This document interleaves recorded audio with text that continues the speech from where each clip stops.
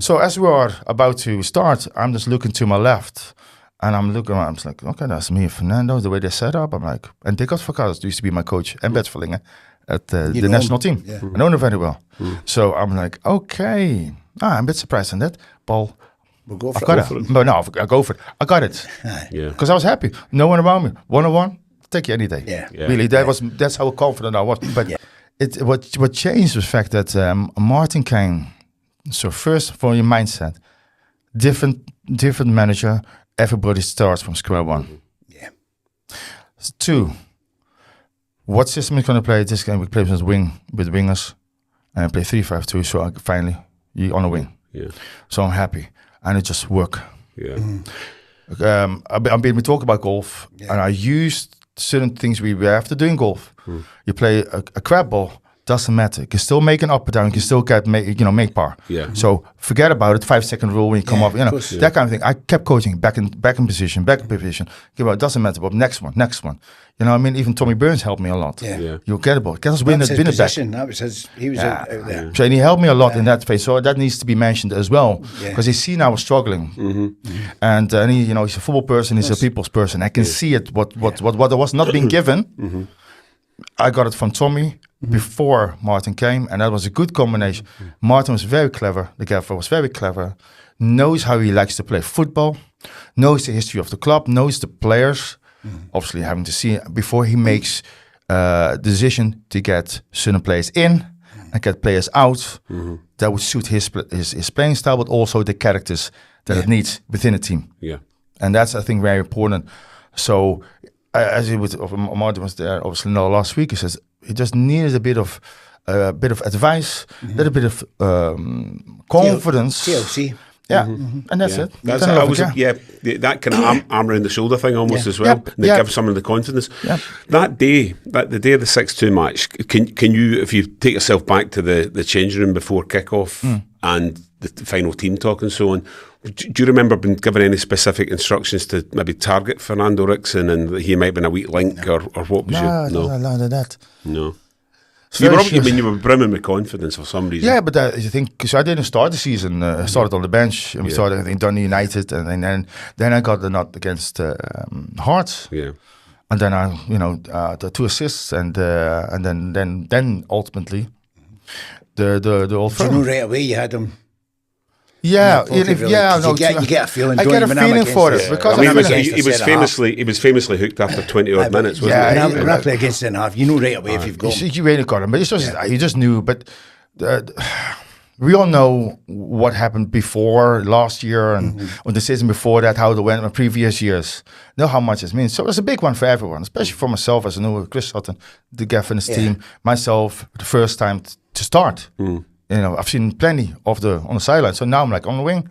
I'm confident. So as we are about to start, I'm just looking to my left, and I'm looking around. I'm just like, okay, that's me and Fernando, the way they set up. I'm like, and Dick Advocaat used to be my coach and Bedvelingen at the national team. Yeah. I know him very well. So I'm like, okay, I'm a bit surprised on that. Paul, we'll go for it. But no, I go for it. I got it. Because I was happy. No one around me. One-on-one. Take you any day. Really, that's how confident I was, and I did. So obviously he got hooked off after 21 minutes. It's not until a few months later you get invited to go to the Dutch national team, had some training sessions, and then we all gathered in this cafe restaurant area, meeting area, and then let's walk in, and somebody says, "Come, really who?" He says, "Bobby." I said, "I turn around." He says, "Turn around." He says, "Fernando, look at him now. You recognize him now?" So football's a cool it's a cool thing, right? So I end up sitting next to Fernando, God bless him, and then we looked at each other. I said, "You right?" Yeah. I said, "Bobby, that day, man, I didn't know what you were doing." I said, "I know, Fernando." I says, I didn't know what I was doing either. I knew he was coming. I said, but again, it says, I know what you're like, and you were very intense, but with my background, I can go inside and get outside, and I know you're eager, and that plays in my hands, because I just know right, I go outside, I just because you want it too much, and therefore your timing is so I can read it. I never thought, but when it came off, it went off, and that's. I didn't expect, but obviously it is what it is, and I played. I was in a good mood. I was full of confidence, and everything. I think is a bit of a reward for what personally, because nobody knows how it really feels, because they only see it from the outside, but the things I had to go through to keep myself right, the big stage, never played in November, also having to, in a sense, prove people wrong, because I know what I'm capable of doing. But obviously the pressure I put on myself is that I need to show it. So the way I criticize maybe some other players or with TV or whatever, this is how I coach myself. I'm hard on myself. You do the same. We're hard on ourselves. So when we say something about somebody, it's like, no. Because we say it with a bit more action. You mean it for best. You mean the best for them. But I mean the best. But they got to be sharper because you want more. Because this is the difference between wanting it or not. It's just, you want to perfect it. Not good enough. And that's the thing. So it was a system, and obviously Stefan Mahe was obviously behind me. Stubbs, she was in the embody.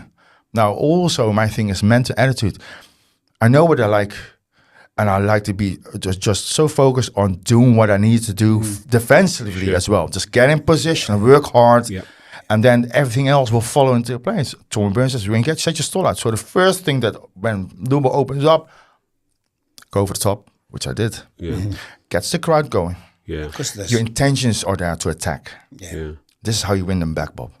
And that's what Tommy said, and that's basically what happened. You told me once the one of your outstanding memories of that first 12 minutes when Celtic were 3-0 up was just how tired you were, because the whole occasion and the emotion, all the energy. It was. It's just you're running back to the halfway line, and I just look up the score.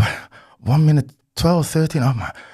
I've got another 89 minutes of this. I felt really tired. It is intense, but still. Get your second one done, then once you get that. I mean, and then the way things would go wave after wave, and it was going back and forth. It was because they didn't sit back; they were attacking too. And of course, like we look back at it and think, what a fantastic game that was. Yeah, well, I mean, it was 6-2 really, for both parties. Like, in a way, look at it, and Martin O'Neill always said that it wasn't until Sutton scored the final goal they thought, this could still, the Rangers still could come back. Yeah, but because you had to be. So we can normally see actually now it's a game of two halves, and if one half you're really good, the second half you play less. We actually continued in the second half. And I think that was the difference. Nobody stopped running, working for each other. They kept going, try to obviously get goals and do better. But I think just the whole moment, I think the majority of Celtic probably didn't expect this kind of result and performance. And to be part of it, I'm obviously very grateful. But personally, my first one, I done really well. A win would have been enough, but the way it went, it's just like a cherry on the. And the fans took you to their heart. So you were talking about that situation a year or so before that when you were uncomfortable going out about in Glasgow. All of a sudden, you were a hero. So do you remember going out and about in the weeks after that period? Yeah, everybody's always different. So they still talk about it now. Do you remember? It says, No, tell me about it. But it's humbling, right? Because I think just to kind of story, when Virgil van Dijk came over, I was asked to show him around within town. So we're walking down Buchanan Street and sitting on Royal Exchange Square, right? And obviously he's massive and he stands out. I'm only 5'7". I'm not that big, but but people come up to me and start acknowledging me. And it's like, right, stop it, Bobby. I says, hold on a minute. I'm taller than you. I'm standing out more than you, but people always say hi to you. I says, it doesn't matter how big you are.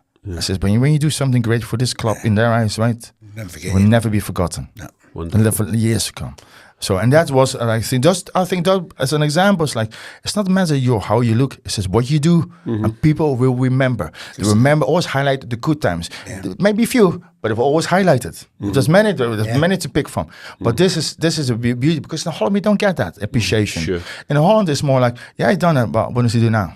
It's kind of like, right, okay, that was good then. Bring him down. But that's interesting. So you obviously weren't still at Celtic at that point when Van Dijk signed, but did you? Stopped football. I stopped. I just. But someone said to you, like, you're his countryman. Did you know him at that point? No, I kind of heard from him. It was Reggie, my teammate Reggie, asked me to look in. He's coming over. There's a bit of guys show him about. You know what I mean? So then I did. Yeah. Wow. But good chat. But already said to him. And so when after watch him, and he used to pick me up, and I would go to Lennoxtown, and he would do training, and I'll go to the gym there. And Lenny was there, and I said, look, you won't be here long. Because, it's attributes. I know Frank has an opinion about it when he first came.